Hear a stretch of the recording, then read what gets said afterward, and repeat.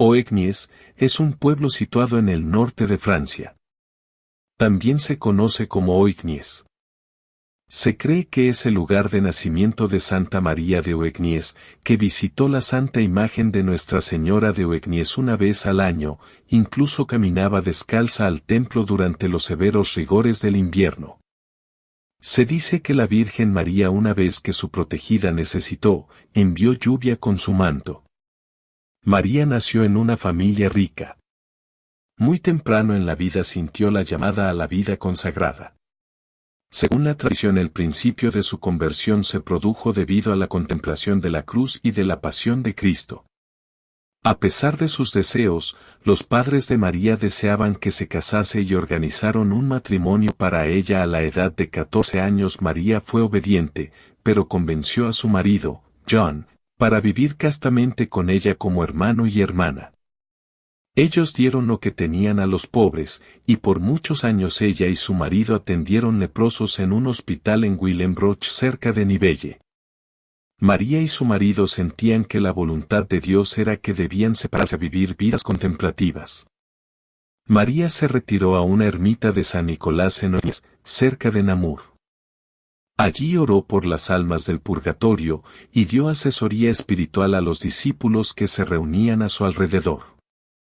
María se dedicó en gran medida a la Virgen de Oegnies y San Juan Evangelista. Oegnies es un pueblo situado en el norte de Francia. Se cree que es el lugar de nacimiento de Santa María de Oegnies, que visitó la santa imagen de Nuestra Señora de Oegnies una vez cada año, incluso caminando descalza al templo durante los severos rigores del invierno. Santa María de Oegnies fue beatificado por la Iglesia, y su festividad se celebra el 23 de junio. Se dice que la Virgen María la protegía de las lluvias con su manto. Santa María de Oegnies nació en Nivelles en 1167 y murió el 23 de junio de 1213, por causas naturales. María nació en el seno de una familia noble. Desde pequeña, se sintió la llamada a la vida consagrada. A pesar de sus deseos, los padres de María querían que ella se casara con un joven también proveniente de una familia rica, por lo que acordaron su matrimonio para cuando ella alcanzara la edad de 14 años. María fue obediente y se casó, pero convenció a su marido para vivir castamente con ella como hermano y hermana. Se dio lo que tenía a los pobres, y por muchos años ella y su esposo atendieron leprosos en un hospital ubicado en Willebroch, cerca de la ciudad de Nivelle, Bélgica. María se dedicó en gran medida a la Virgen de Oegnies y San Juan Evangelista, y era amigo de una mujer conocida como Christina de Astonishing, una mujer extraordinaria que realmente merece su nombre. Habiendo aparentemente muerto, mientras que en sus primeros 20 años, Cristina volvió a la vida y la levitación de su ataúd durante la ceremonia de su funeral para decirle a los presentes que Dios le había mostrado el cielo, el infierno y el purgatorio, y que había vuelto a hacer penitencia para el alivio de los muertos y la conversión de los pecadores. Estas penitencias incluidos arrojándose en los altos para que más adelante surjan ileso, y permitir que los perros salvajes que arrancan y desgarran su carne hasta que se cubrió con propia sangre, solo entonces a curar de inmediato, sin rastro de la herida o cicatriz. Finalmente, incapaz de soportar la atención frecuente de devotos, Mary y su marido pensaron que la voluntad de Dios que deben separarse para llevar una vida contemplativa.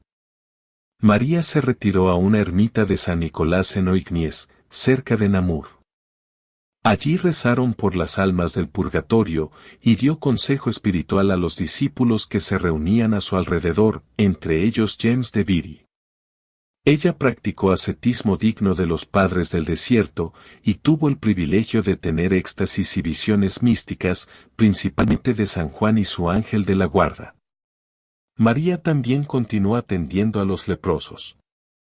3 días antes de su muerte, María comenzó a cantar en las cepas de éxtasis en la lengua romance de la Trinidad, la humanidad de Cristo, la Virgen y los santos.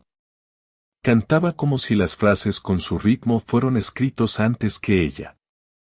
Ella dijo, mucho regocijo en ello, que el Espíritu Santo los visitará pronto a su iglesia, y envíe obreros más abundantemente de lo habitual en la cosecha. No es el llamado tesoro de Oignies, que consta de 30 relicarios, cruces y otros objetos preciosos que datan del siglo XIII, y juntos son considerados una de las 7 maravillas de Bélgica. El tesoro de Oignies es la obra de un joyero excepcional, hermano Hugo de Oignies, y es uno de los tesoros históricos más importantes con el que Bélgica se enriquece.